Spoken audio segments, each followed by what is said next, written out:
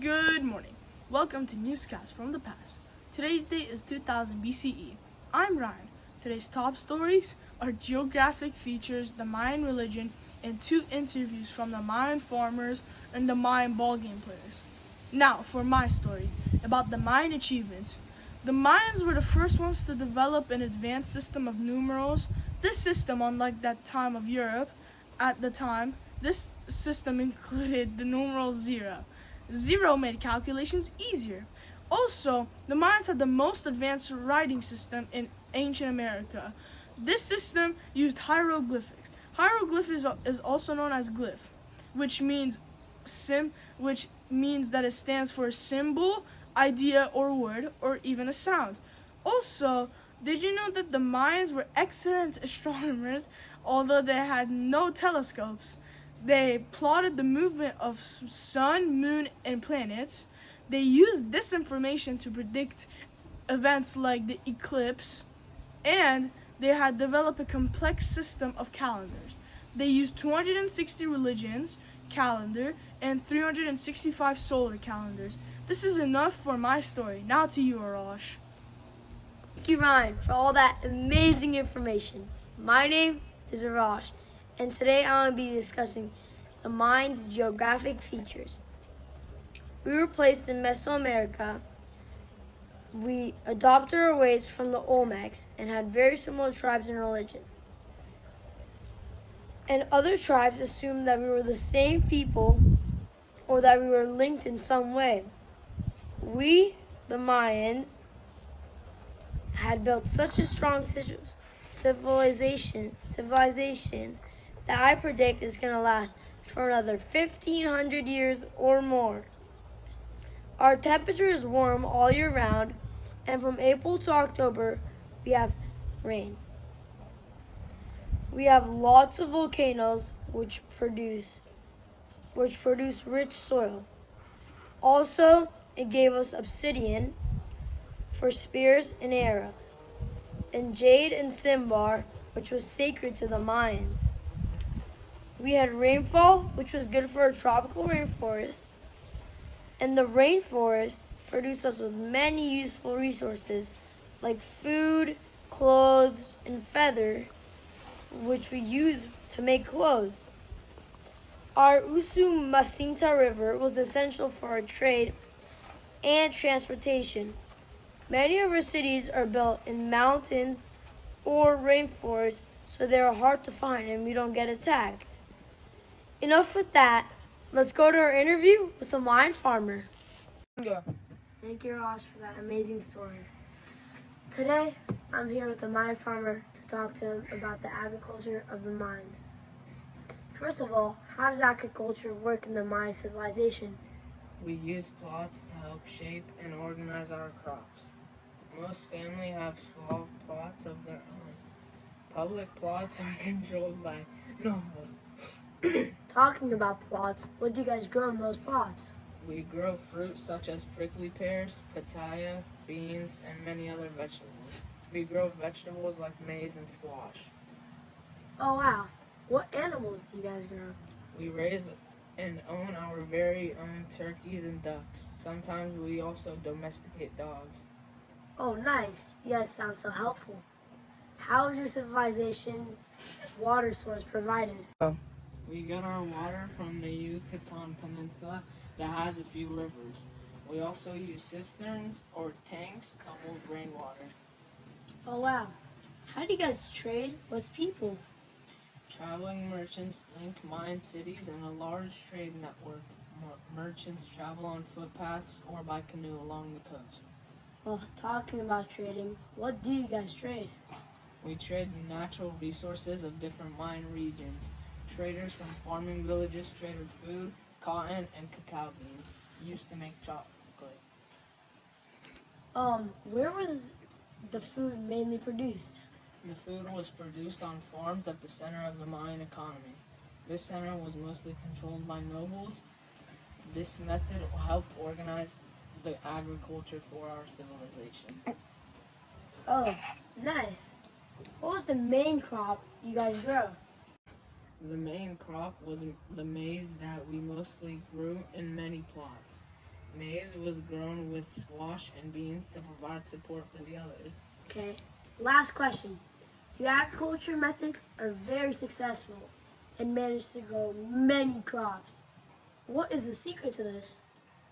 Well, we have many methods to boost our farming ways, but the main one is using the ashes from the volcanoes.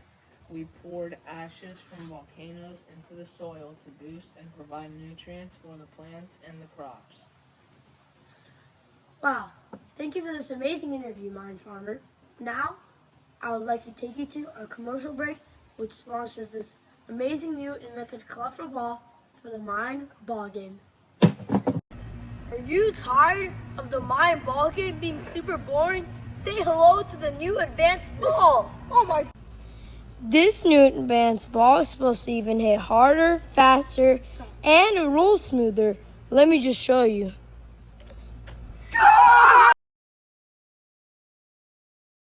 Hey, Mind Ball Game players. What do you guys think about this awesome new advanced ball? This ball looks so good. It's better than the rubber ones we use from trees. You know, Yeah. man, I agree with you. This ball can do so many things. I feel like, and it has very great features. Yeah, this ball is way better than the ones you guys use from your guys' native rubber trees. Yeah, you bet.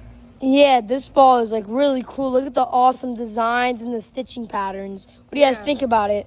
Oh, it looks really good. I think it's like way better than the old one in my opinion, and like, yeah. I agree with him. Why are you guys so down? We lost our ball playing the Mind Ball Game, sir. Well, here's a new ball. Thank you, kind sir. Thank we you so appreciate much. you.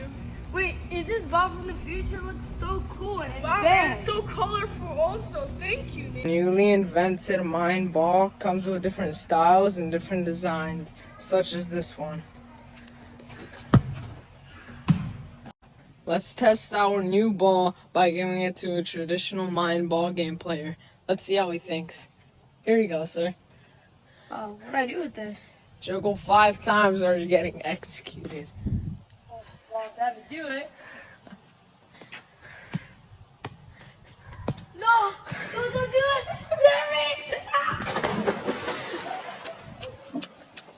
Hey, kick it!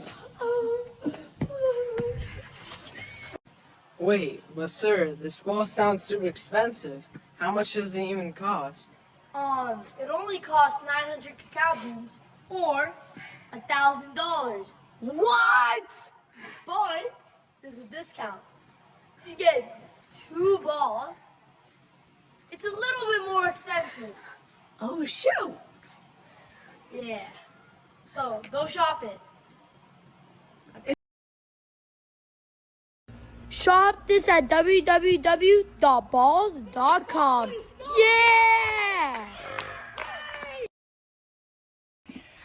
Well, that was a great commercial break. Today, I'm here with a Mind Ball Game participant. First of all, how does the ball game usually play?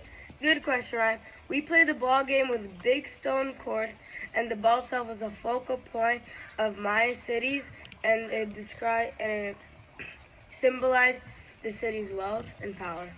Okay, when was the ball game usually played also? Another good question. The ball game is played in the Mesoamerican era, which is currently. This is when the ball game is most played. What is the shape of the ball and the game track? The track of our ball game is described as an uppercase I. Our tracks also have a long middle part and parallel ends. Okay, now, other than athletic events, what is the Mind game also? Our Mind Ball Game is also a religious event other than an athletic event.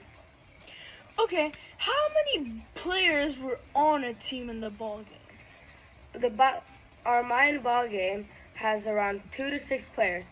There are 2 to 6 players to cover big playing zones without using hands, also used for strategy.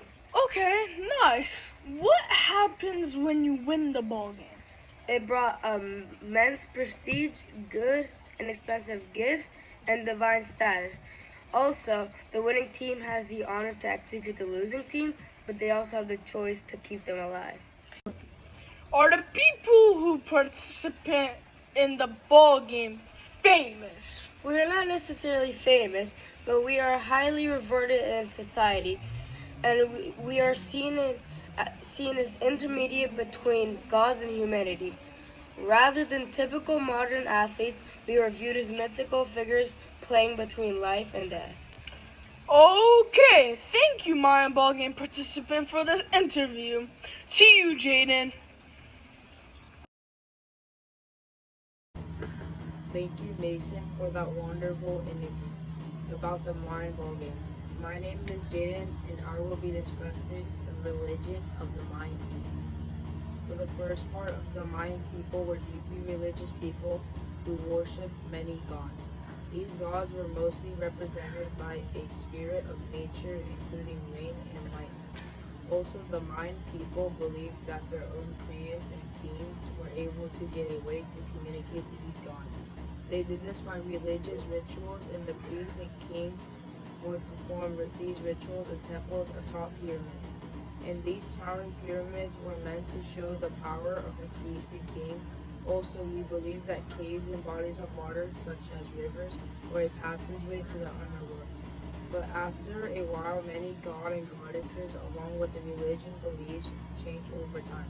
And by this, it led to the influence of other cultures, such as the Olmecs, Toltecs, and Aztecs. Also, the Spanish Catholics. Another thing is that Mayan gods can exist in several forms of aspects, and this was a really unique thing they can do. The last thing that's really interesting about our religion is that our Mayan gods are fluid and have diverse personalities. This sometimes makes it difficult to distinguish one god from another. Thanks for listening about our Mayan religion. Back to you, Ryan. Thank you, Jaden.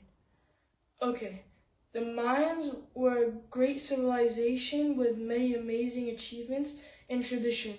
In our presentation, we talked about the different parts of Mayan life and culture.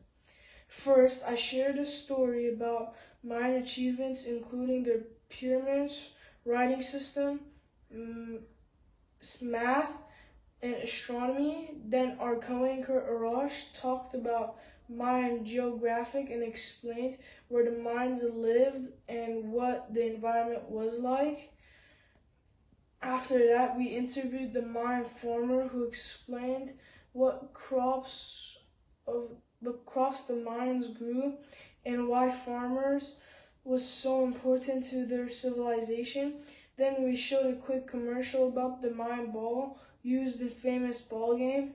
After the commercial, we interviewed a Mayan ball game player who shared an important information about the sport and why it was meaningful to the Mayans. Finally, co-anchor Jaden ended the presentation with one last story that wrapped everything up and reminded everyone why the Mayans are still remembered today.